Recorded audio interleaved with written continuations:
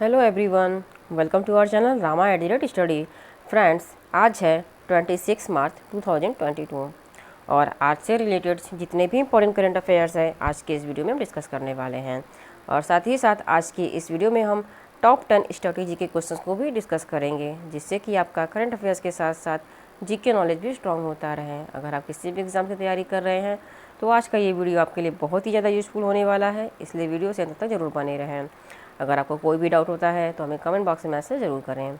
बढ़ते हैं अपने क्वेश्चंस की ओर। आज का हमारा पहला क्वेश्चन है, किस बैंक के गवर्नर मारियो मार्सेल ने central banking award 2022 governor of the year का पुरस्कार जीता है? तो इसका राइट आंसर है option C, central bank of Chile. समझते हैं इसको। सेंट्रल बैंक ऑफ चिली के गवर्नर मारियो मार्सेल ने सेंट्रल बैंकिंग अवार्ड 2022 में गवर्नर ऑफ द ईयर का पुरस्कार जीता है। चिली के सेंट्रल बैंक का नाम बैंको सेंट्रल चिली है। दोस्तों ध्यान दीजिएगा, चिली के सेंट्रल बैंक का नाम क्या है? बैंको सेंट्रल चिली।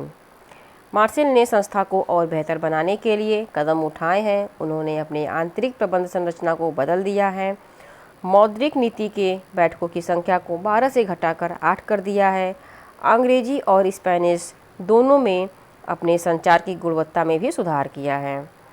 दोस्तों चूँकि ये अवार्ड से रिलेटेड टॉपिक है तो बहुत ही ज़्यादा इम्पोर्टेंट है, ध्यान दीजिएगा। नेक्स्ट है, टीसीएस ने एमटेक लॉन्च करने के लिए किसके साथ भागीदारी की है? इसका राइट आंसर है IIT Madras. Indian institute of technology Madras ने टाटा कंसल्टेंसी सर्विसेज के साथ मिलकर औद्योगिक एआई पर एक वेब आधारित उपयोगकर्ता के अनुकूल कार्यक्रम की पेशकश की है, जिसका उद्देश्य कर्मचारियों को अपस्किल करना है और एआई अनुप्रयोगों को औद्योगिक चिंताओं में शामिल करना है। आईटी क्रांति के परिणामस्वरूप भारत एक विश्वव्यापी दावेदार के रूप में उभरा है। एआई द्वारा संचालित वर्तमान क्रांति के लिए इस पर पेचीदा क्षेत्र की गहन विशेषता और जागरूकता की आवश्यकता है। यह क्षेत्र विकास के मामले में प्रगति कर रहा है। नेक्स्ट है, मारुति सुजुकी के नए एमडी और सीईओ कौन बने हैं? तो इसका राइट आंसर है ऑप्शन सी, हिसाशी टेकुची।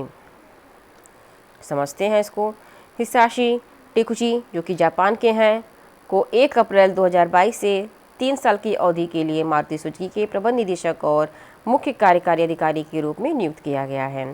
टेकुची एमडी और सीईओ के रूप में केनिची आयुकावा का स्थान लेंगे। टेकुची अर्थशास्त्र के संकाय योकोहामा राष्ट्रीय विश्वविद्यालय जापान के स्नातक से हैं। वह 1986 में सुजुकी मोटर कॉर्पोरेशन में शामिल हुए थे। मारुति सुजुकी की स्थापना 1982 गुरुग्राम हरियाणा में हुई थी और मारुति सुजुकी का मुख्यालय नई दिल्ली में है।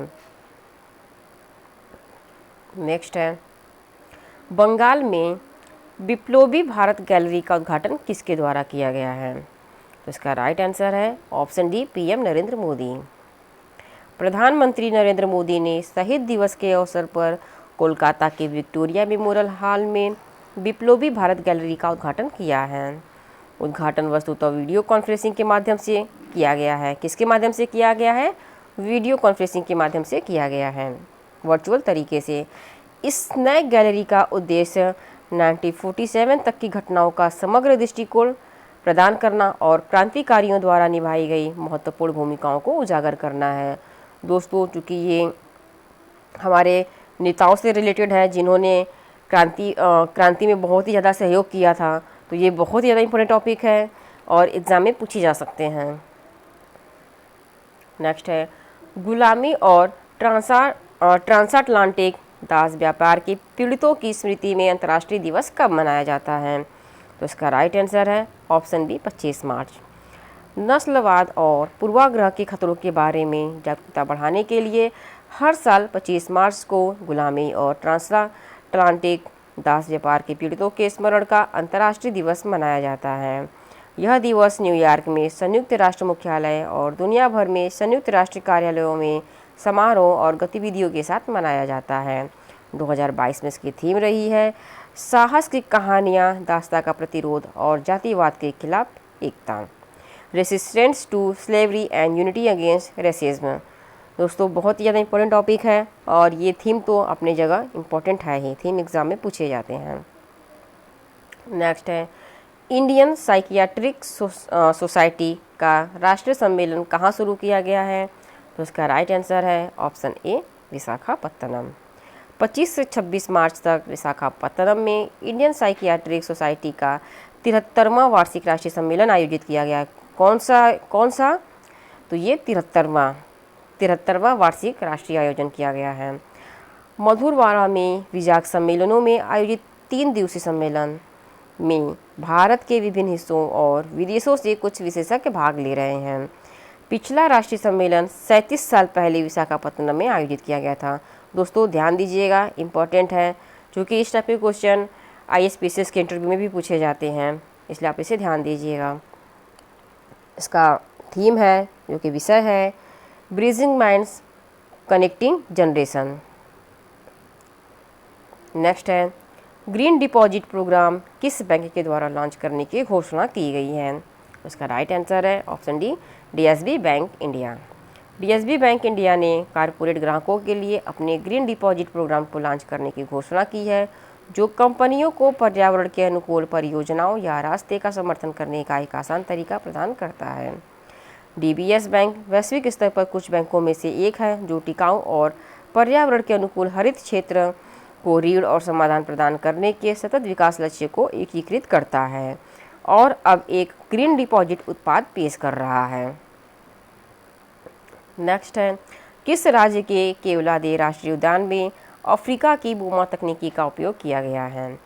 तो इसका राइट आंसर है ऑप्शन बी राजस्थान। केवलादेव राष्ट्रीय उद्यान भारत के राजस्थान में स्थित एक विख्यात पक्षी अभयारण्य है। इसको पहले भरतपुर पक्षी विहार के नाम से जाना जाता था। केवलादेव राष्ट्रीय उद्यान में बोमा तकनीक का प्रयोग किया जा रहा है। बोमा कैप्चरिंग अफ्रीका में काफ़ी लोकप्रिय है। इसमें फनल जैसी बाड़ के माध्यम से जानवरों का पीछा करके उन्हें एक बाड़े में पहुंचाया जाता है। इसका प्रयोग चीतल या चित्तीदार हिरणों को पकड़ने और उन्हें मुकुंदरा हिल्स टाइगर रिजर्व में पहुंचाने हेतु किया जाता है।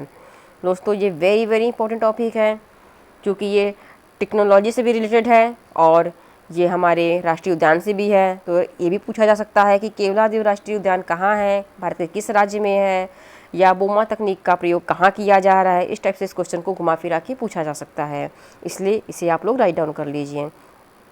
नेक्स्ट है ग्रामीण इलाकों में घरों से निकलने वाले गंदे पानी के प्रबंधन के लिए सुजलाम 2.0 अभियान किसके द्वारा शुरू किया गया है?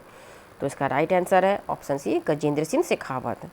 ग्रामीण इलाकों में घरों से गंदे निकलने वाले पानी के प्रबंधन के लिए जल शक्ति मंत्री गजेंद्र सिंह शेखावत ने विश्व जल दिवस के अवसर पर सुजलाम 2.0 अभियान शुरू किया है। इसके तहत ग्रामीण क्षेत्रों में घरों से निकले गंदे पानी को रिसाइकल कर उसके उपयोग पर जोर दिया जाएगा। क्योंकि ये वाटर रिसाइकल से रिलेटेड है और ये अभी प्रेजेंट में ये इसका कार्य चल रहा है, तो अभी जो भी आने वाले एग्ज़ाम है उसमें इस टाइप के क्वेश्चन पूछे जा सकते हैं, खासकर इंटरव्यू में। नेक्स्ट है किस जानवर को बचाने के लिए विश्व बैंक के द्वारा वन्यजीव बॉन्ड जारी किया गया है? तो इसका राइट आंसर है ऑप्शन ए काले गैंडे, ब्लैक राइनो। विश्व बैंक ने ब्लैक राइनो की लुप्तप्राय प्रजातियों के संरक्षण के लिए दक्षिण अफ्रीका के प्रयासों का समर्थन करने के लिए वन्यजीव संरक्षण बॉन्ड जारी किया है। वन्यजीव संरक्षण बॉन्ड को राइनो बॉन्ड के रूप में भी जाना जाता है। चूँकि ये राइनो से रिलेटेड है, इसलिए इसे राइनो बॉन्ड भी कहा जाता है। यह 5 साल का $150 मिलियन का सतत विकास बॉन्ड है। इसमें वैश्विक पर्यावरण सुविधा से संभावित प्रदर्शन भुगतान शामिल है। दोस्तों चूँकि ये इन्वायरमेंट से रिलेटेड टॉपिक है, तो ये तो बहुत ज़्यादा इंपॉर्टेंट है और ये EVS के एग्ज़ाम में पूछे जा सकते हैं। मीन्स कि जो भी एग्ज़ाम हो और इसमें अगर EVS का पार्ट है तो ये पूछा जा सकता है। बढ़ते हैं अपने टॉप 10 स्ट्रेटेजी के क्वेश्चंस की ओर। पहला क्वेश्चन है गीत गोविंद पुस्तक किसके द्वारा लिखा गया है? तो ये पुस्तक जयदेव के द्वारा लिखा गया है। नेक्स्ट है द्वितीय बुद्ध किसे कहा जाता है? तो पद्म संभव को द्वितीय बुद्ध कहा जाता है। एलिफेंटा की गुफाओं का निर्माण किसके द्वारा किया गया था? तो इसका निर्माण राष्ट्रकूटों द्वारा किया गया था। भारत का सबसे बड़ा मंदिर कौन सा है?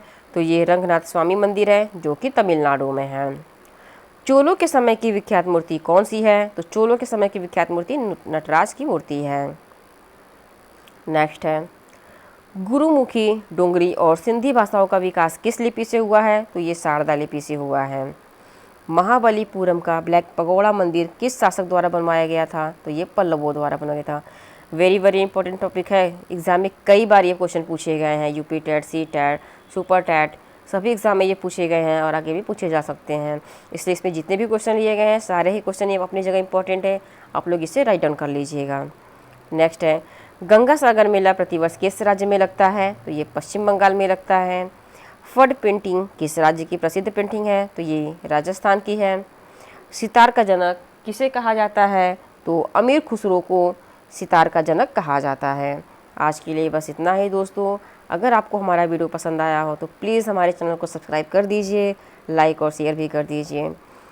Thank you.